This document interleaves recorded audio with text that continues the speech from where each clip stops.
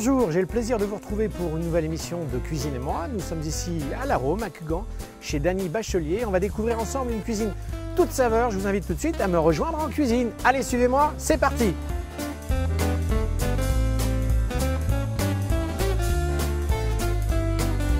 Ça me fait plaisir d'être reçu dans ce bel établissement à Cugan. Oui. Alors dis-moi, un établissement tenu par Dany, c'est toi? C'est ça. Manuela, ton épouse? Voilà, exactement. Depuis combien d'années exactement? Alors là maintenant ça va faire 7 ans et demi à peu près qu'on a installé. Donc voilà, tout fonctionne bien pour nous, on est content je veux dire n'importe quoi. Vas-y, continue, on est entre nous. Il n'y a personne, tu sais, il n'y a personne. C'est vrai. Ça fait partie des images best-of. Hein. Ah, c'est ça, ah, oui d'accord, je comprends. Donc oui, ça fait 7 ans et demi qu'on est ouvert. On a commencé tous les deux en voulant créer notre petit restaurant, travailler des produits locaux, etc. Et puis alors, un restaurateur vraiment originaire de la région, toi tu es un pur produit local, parce que tu es né à 5 km d'ici. Oui, c'est ça, je suis né à Montaigu, donc à 5 km. Donc c'est vraiment ce qu'on recherchait. On voulait un petit restaurant très local. Justement, on connaît les producteurs, on connaît un petit peu notre clientèle maintenant. Et c'était vraiment le côté familial.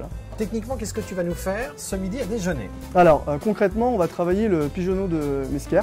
Donc, qu'est-ce que c'est le pigeonneau de Mesquer? Alors, le pigeonneau de Mesquer, c'est pas une appellation, c'est une commune. Et en fait, c'est un producteur qui mérite vraiment d'être parlé de lui. Il est sur Guérande, nord-ouest des Pays de la Loire. Et donc, ces pigeonneaux élevés 35 jours en plein air, quoi qu'il arrive, avec leur nourriture. Donc, c'est eux qui produisent leur maïs, leur blé, etc. Et ce qui nous permet d'avoir un pigeonneau d'une qualité top. Bon, et ben écoute, c'est ça. Ce que je te propose, c'est qu'on démarre la recette, on y va? Ouais, on y va. Allez, c'est parti. Allons-y. Premièrement, le pigeonneau, on va l'habiller. On a oublié l'accompagnement du pigeonneau. Oui, exact. Alors donc on va l'accompagner, produit de saison, l'asperge verte et l'asperge des Pyrénées. Donc c'est une toute petite asperge très fine. Qui vient des Pyrénées? Qui vient des Pyrénées, exactement. Asperge sauvage, donc qui est aussi intéressante à marier avec l'asperge verte. Produit de saison, on est en plein dedans. Donc après, moi, notre politique, ça a toujours été la même. Pour sublimer un produit, il ne suffit pas de rajouter plein d'ingrédients. Il faut garder les bases. Voilà. Donc un pigeonneau, un beau pigeonneau. Fraîchement rasé, fraîchement rasé. Voilà. Donc on commence par l'habiller. Donc l'habiller, c'est-à-dire retirer toutes les parties inutiles. Donc on va retirer la tête, J'aime bien découvrir les termes techniques. Parce voilà, que c'est ça. Pour moi, l'habiller, moi je veux te dire, je lui aurais mis 3 pièces avec une petite cravate. Ouais, ça aurait été compliqué à cuisiner, mais bon, après... Donc voilà, donc là on l'habille, on retire donc la tête, le bout des ailes qui ne servira à rien, les pattes. On va lui retirer les plumes. Il y a toujours des restes de plumes sur une volaille, que ce soit pigeonneau, poulet, canard, etc. Donc ça, il faut les retirer pour avoir une bonne qualité de chair au final. Donc là, on peut le faire avec un chalumeau. Si on n'a pas de chalumeau, on peut le faire directement sur le gaz à la maison. Ça fonctionne aussi, mais bon, il faut faire attention de ne pas se brûler les doigts. Ensuite, donc là, il est prêt à être découpé. Donc on va le faire en deux façons, le pigeonneau. Donc on va faire les cuisses en confit et les flancs, les filets en basse température. Donc on commence toujours par découper les cuisses comme ceci et on suit la carcasse. Donc là, je l'ai déjointé à ce niveau-là. Donc vu que le pigeonneau de Mesquer est relativement gras, je le dégraisse un petit peu, légèrement, et je vais le réserver par ici. On fait bien sûr le deuxième côté, la même chose, on dégage la peau, on déjointe, juste ici, et ensuite on suit la carcasse. Au niveau des flancs, on va faire 2 incisions. Donc là, il faut être relativement précis, puisque c'est quand même une volaille qui est très fragile. Donc les volailles fragiles, c'est comme les poissons, quand on les lève, plus on va donner de coups de couteau, plus on va abîmer la chair. Donc c'est pas le but. Donc là, on va venir suivre la cage thoracique, tout simplement, sans forcer, et retirer le filet. Donc là, du coup, on a retiré les éléments qui nous intéressaient, tout en sachant que la carcasse du pigeonneau, en cuisine, rien ne se perd, c'est bien connu. Donc la carcasse, on va la découper légèrement. Donc là, en plus de ça, on a tout l'intérieur, les poumons, etc. Donc ce qui va nous permettre de donner beaucoup de goût à la sauce. On va lancer la garniture aromatique, on appelle ça.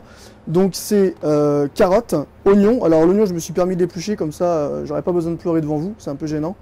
Et garniture aromatique, un petit peu de thym, un petit peu de laurier, et puis après quelques poivres 5 baies. Donc on va commencer par éplucher la carotte. Voilà, l'oignon, ça va être la même chose. Alors ensuite, donc, on va lancer notre fond, finalement, notre sauce. Donc encore une fois, on va travailler avec les produits locaux. Donc là, on va travailler avec le beurre de l'épicier de la ferme. Donc c'est une petite ferme sur Cugan qui nous fait du beurre en baratte exceptionnel. Un petit peu d'huile d'olive pour éviter que le beurre brûle trop vite.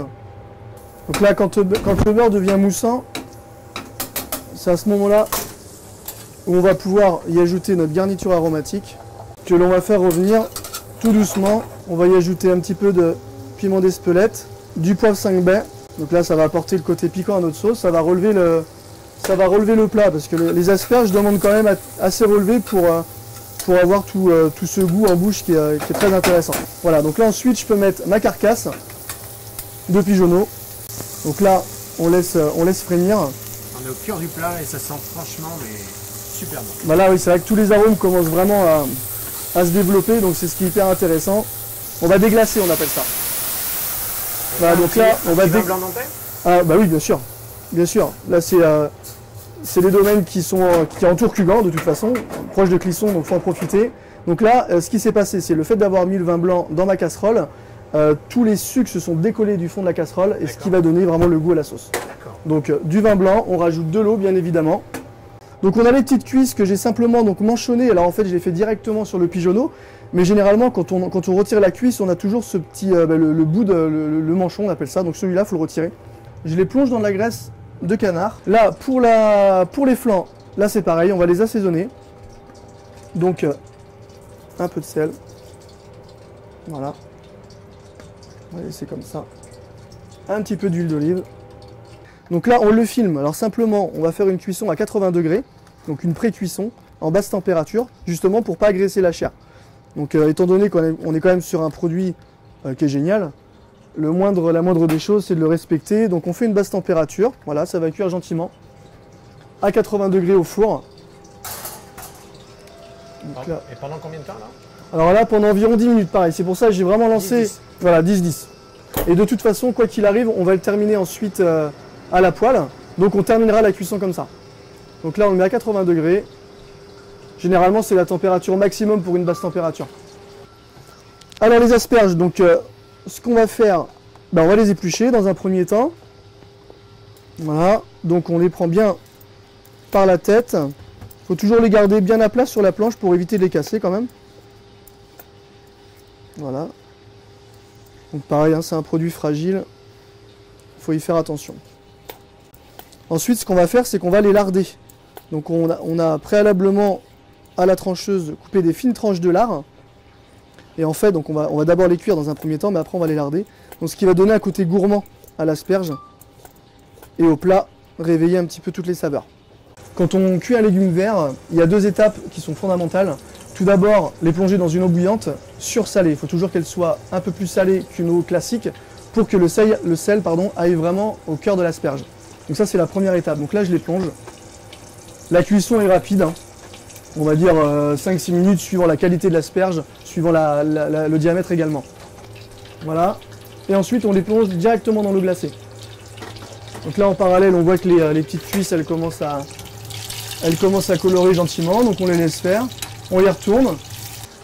Donc pour la cuisson d'une asperge, il faut simplement la piquer. Donc on la pique à cœur. Voilà, quand on voit le couteau redescend correctement, c'est qu'elle est cuite. Voilà. Donc là, l'astuce, c'est de piquer. C'est de piquer. Bon, moi je saurais. Donc là, on appelle ça blanchi en fait. Elle n'est pas totalement cuite, puisqu'on va la repoêler après. Donc là, on la met dans la glace. La particularité de la glace, c'est de garder la saveur et la couleur aussi. Alors voilà, c'est ça, c'est que ça va fixer la chlorophylle sur l'asperge. Donc c'est hyper important. Donc là, voilà, là elle est totalement froide. On va pouvoir l'égoutter et ensuite la travailler. Donc là, ensuite, c'est la partie lard. Donc le lard tranché, ce que je vous disais tout à l'heure, on va venir les enrouler dans le lard. Voilà, comme ceci. Et ensuite, on va les poêler légèrement pour cuire le lard.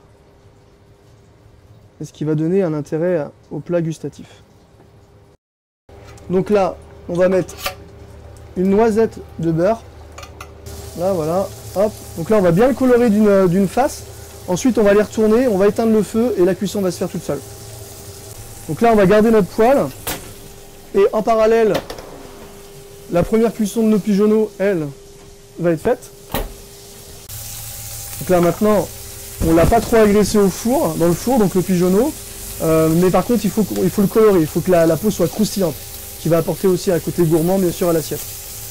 Donc là, on a une peau qui est quand même bien croustillante. Par ici, donc on va la laisser rissoler légèrement. Notre jus lui réduit bien, donc on est pas mal aussi. Donc là, hop, on coupe tout, on les retourne comme ceci, et on les laisse une petite minute, le temps de passer notre sauce. Là, ils vont finir de cuire gentiment. On va passer la sauce. Donc là, on a un très bon jus. Voilà. Donc on le passe au chinois, on appelle ça, hein, pour récupérer que le jus, mais pas le reste. Donc là, on a tous nos éléments. Voilà. Donc là, on va commencer par disposer les asperges. Donc dans l'assiette. Alors après, c'est comme bon vous semble, hein.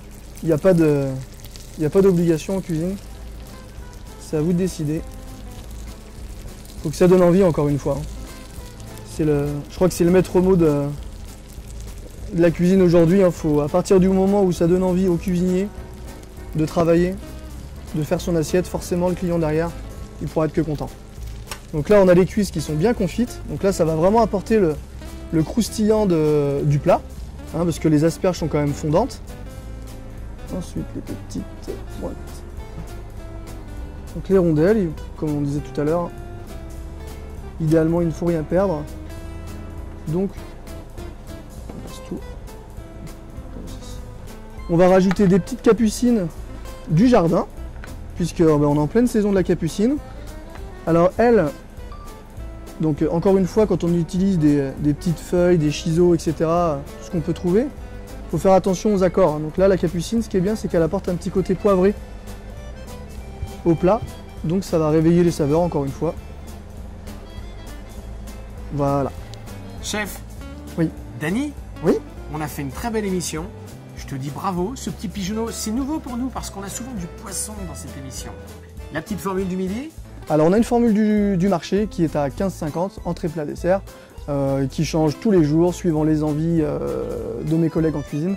Et donc voilà, ça nous permet de nous éclater. 15,50 entrée plat dessert. Ouais, c'est ça. Je vais faire la route tous les jours pour venir manger chez toi, moi. Ce sera avec plaisir. En tout cas, j'étais ravi de faire cette émission avec toi. Merci. Il y a cette formidable terrasse que vous voyez sur les images là. Faut en profiter pour l'été. Faut en profiter. Et puis je te dis à très bientôt. Merci. Et puis garde ta bonne humeur, ta joie, ce doux prénom, ta femme à la cave, tout est merveilleux. Très bien. Je te dis à bientôt. Tout va bien. Merci beaucoup. Merci. Au revoir.